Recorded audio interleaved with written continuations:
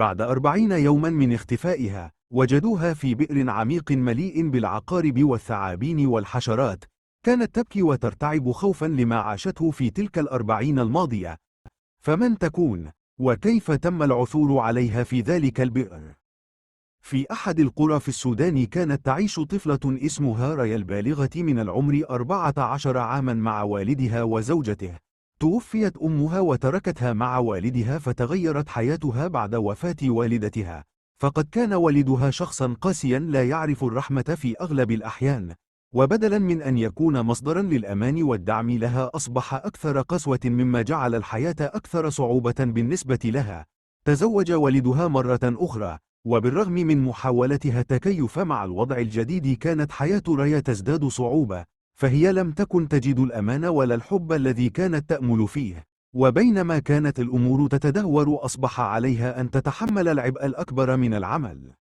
كانت تستيقظ مبكرا كل يوم لتساعد والدها في الزراعة وجني المحصول رغم صغر سنها، وفي المساء كانت تخرج لرعي الغنم. كانت حياتها مليئة بالتعب والإرهاق لأنها كانت تخاف أن تضرب من طرف والدها وزوجته. في أحد الأيام كانت ترعى الأغنام كما العادة، وبينما هي تجمعهم للعودة لاحظت أن 4 من الأغنام ليست موجودة. بدأت بالبحث ساعات في كل مكان لكن دون جدوى، لم يكن لهم أي أثر في المكان. عادت إلى منزلهم مع بقية الأغنام وهي خائفة من ردة فعل والدها وزوجته. بعد وصولها رأته بانتظارها وهو في شدة غضبه، وببراءتها أخبرته أنها تأخرت لأن 4 من الأغنام اختفت ولم تستطع إيجادهم. لكن الأب لم يرحمها، بل قام بضربها دون رحمة ولا شفقة على ابنته.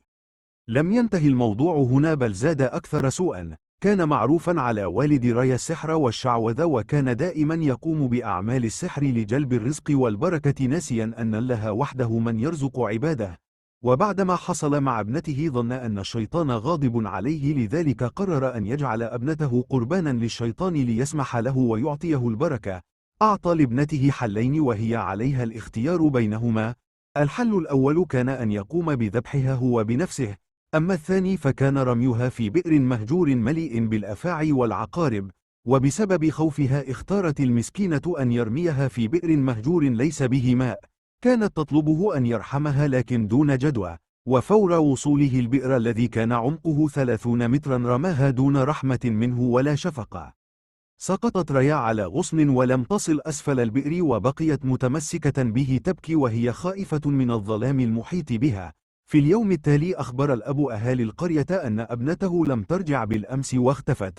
كان يبكي ويخبرهم أنه خائف عليها، فقام أهل القرية بمساعدته للبحث عنها لكنهم لم يجدوها. من يمكن أن يفكر أن طفلة بعمر 14 ستكون في بئر مهجور مليء بالأفاعي والعقارب والخفافيش؟ بعد 4 أيام وهي في البئر سمعت أطفالا يلعبون بجانب البئر، فبدأت بالصراخ ليسمعوها، لكن الأطفال عند سماعهم لها هربوا خائفين إلى أهلهم ليخبروهم بما سمعوه، وفور إخبارهم أمروهم بعدم اللعب هناك مجددا، فذلك البئر مسكون بالجن. بقيت الطفلة ريا في البئر 40 يوما كاملا وهي على قيد الحياة بفضل الله تعالى.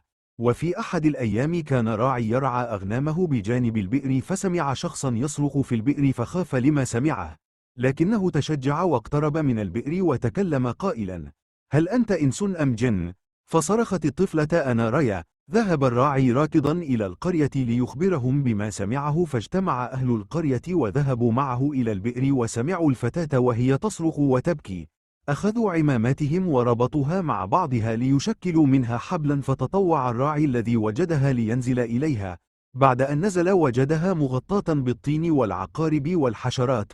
بدأ يزيل عنها بعض الطين والحشرات، وحين أراد رفعها التصق شعرها بالجدار من كثرة الطين الموجود عليه، فاستعمل سكينا وقطعه فرفعها من البئر.